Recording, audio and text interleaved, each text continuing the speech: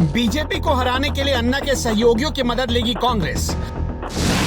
भारत जोड़ो यात्रा में जुटेंगे लोकपाल आंदोलन के रणनीतिकार।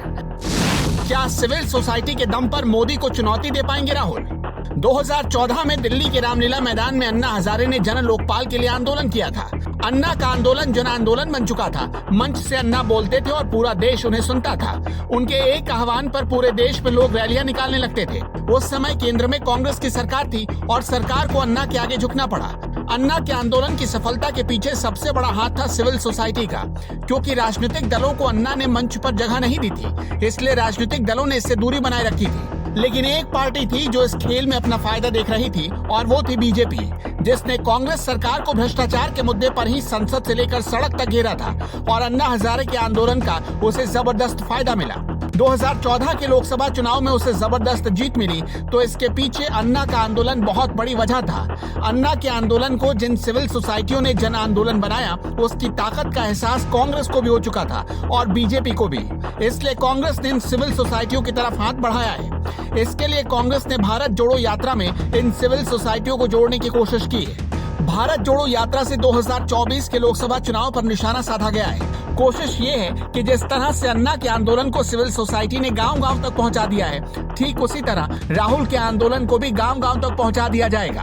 कन्याकुमारी से कश्मीर तक इस यात्रा में शामिल होने के लिए सिविल सोसाइटी तैयार हो गई है। राहुल गांधी को इस बात का एहसास है कि आज बीजेपी जिस स्थिति में है, उसमें कांग्रेस अकेले उसे टक्कर नहीं दे पाएगी और जो विपक्षी राजनीतिक पार्टियां हैं, उनमें इतने मतभेद हैं कि उनका एकजुट होना मुश्किल दिख रहा है। विपक्ष को एकजुट कांग्रेस ही कर सकती है, लेकिन इसके लिए कांग्रेस का खुद मजबूत होना जरूरी है और ये तभी होगा जब सिविल सोसाइटी कांग्रेस के साथ आ जाए। और इसलिए दिल्ली के कॉन्स्टिट्यूशन क्लब में राहुल गांधी के साथ सिविल सोसाइटी की मीटिंग रखी गई। इस मीटिंग में स्वराज पार्टी के अध्यक्ष योगेंद्र यादव ने साफ कर दिया कि वो राहुल गांधी के आंदोलन के साथ हैं। करीब 150 सिविल सोसाइटी राहुल गांधी के आंदोलन को समर्थन देने के लिए तैयार हो गई है।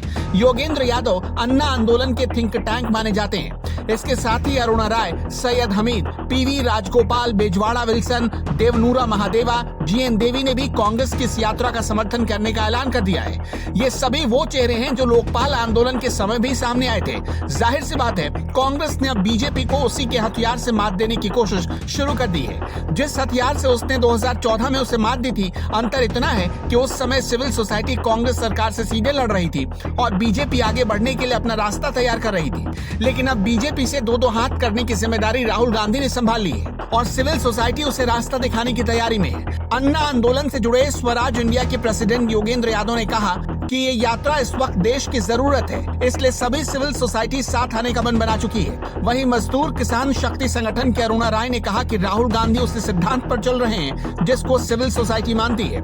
इसमें संवैधानिक मूल्य, समानता, बहुलवाद शामिल है, इसलिए वो यात्रा का समर्थन करती है। सिविल सोसाइटी के साथ हुए इस कॉन्क्लेव में राहुल गांधी ने कहा कि देश की राजनीति पोलराइज हो गई है। हम अपनी यात्रा में बताएंगे कि कैसे एक तरफ संघ की विचारधारा है और दूसरी तरफ हम लोगों की सबको साथ जोड़ने की विचारधारा है। हम इस विश्वास को लेकर यात्रा शुरू कर रहे हैं कि भारत के लोग तोड़ने की नहीं, जोड़ने की राजनीति चाहते हैं। राहुल ने आगे कहा कि अगर उनके साथ कोई भी नहीं चला तो वो अकेले इस यात्रा पर चल देंगे। कांग्रेस की भारत जोड़ो यात्रा कन्याकुमारी से शुरू होकर जम्मू कश्मीर में खत्म होगी। 3,500 किलोमीटर की यात्रा हर दिन 150 किलोमीटर चलने वाली है। 12 प्रदेशों से गुजरने वाली इस पदयात्रा में राहुल गांधी और अन्य कांग्रेस नेता शामिल होंगे। Bureau report, the Navdarpan news.